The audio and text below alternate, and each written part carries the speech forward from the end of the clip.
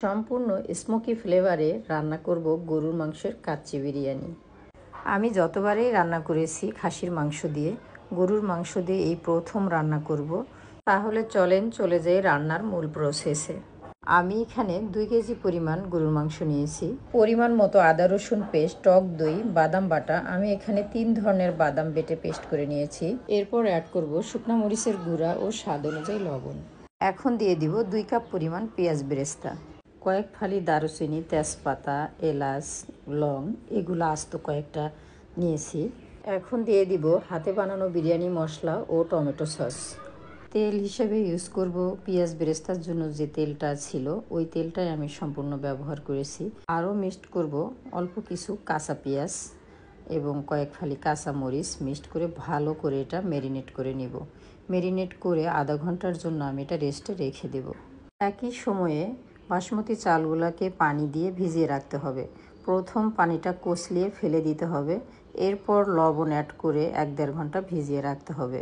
এদিকে আবার বিরিয়ানির জন্য আস্ত কিছু আলু হালকা তেলে ভেজে 1 চিমটি লবণ ও 1 চিমটি চিনি দিয়ে ভেজে কষানো মাংসের উপর আবার কষিয়ে নিচ্ছি। ভিজিয়ে রাখা চালগুলো সেদ্ধ করার জন্য ফুটন্ত কিছু পানি নিয়েছি। এখানে আমি দারুচিনি, তেজপাতা, স্টার, শাহি জিরা এগুলো দিয়ে পানিটা ভালো করে ফুটিয়ে চালগুলো সিদ্ধ হওয়ার জন্য ঢেলে দিয়েছি। এই পানির মধ্যে আবার আমি লবণও দিয়েছি, পরিমাণে যতটুকু লাগবে তার চেয়ে একটু বেশি দিয়েছি, কারণ পানিতে লবণ একটু চড়া হলে রাইসের মধ্যে তখন লবণটা ঠিক হয়। চাউলটা যখন 80% সিদ্ধ হয়েছে তখন আমি একটা ঝাঁঝরিতে ঢেলে নিয়েছি। বাকি 20% দমে রাখলেই সিদ্ধ হয়ে যাবে। এদিকে আবার আমার মাংসটাও ফুল সিদ্ধ হয়ে গিয়েছে। রাইসটা কিন্তু কোনোভাবেই ঠান্ডা করা যাবে না।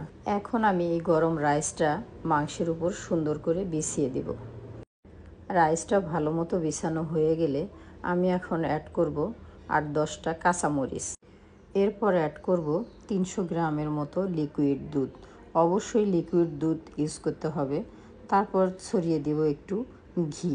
কাচ্চি বিরিয়ানিতে ঘি কিন্তু মাস্ট। ঘি ছাড়া কাচ্চি বিরিয়ানির যে একটা ফ্লেভার, এটা কিন্তু কখনোই পাবেন না। একটা কথা বলা হয়নি, আমি কিন্তু 2 কেজি মাংসের জন্য 1.5 কেজি বাসমতি চাল নিয়েছি। এখন অ্যাড করব জর্দার রং। এটা অপশনাল, আপনি চাইলে এটা স্কিপ করে যেতে পারেন। এটা ব্যবহার করা হয় সৌন্দর্যের জন্য, স্বাদের জন্য নয়। এখন উপরে ছিটিয়ে দিব বেরেস্তা। বেরেস্তা আমি রান্নার পূর্বেই একবারে বেশি করে রেখেছিলাম। এখন স্মোকি ফ্লেভারের জন্য কয়লার মধ্যে একটু ঘি দিয়ে মিনি গ্যাস স্টোভ দিয়ে একটু কয়লাটা জ্বালিয়ে নিচ্ছি। এক একজন এক একভাবে কয়লার ধোঁয়া বের করে। এভাবে জ্বালানোর পর ধোঁয়াটা যখন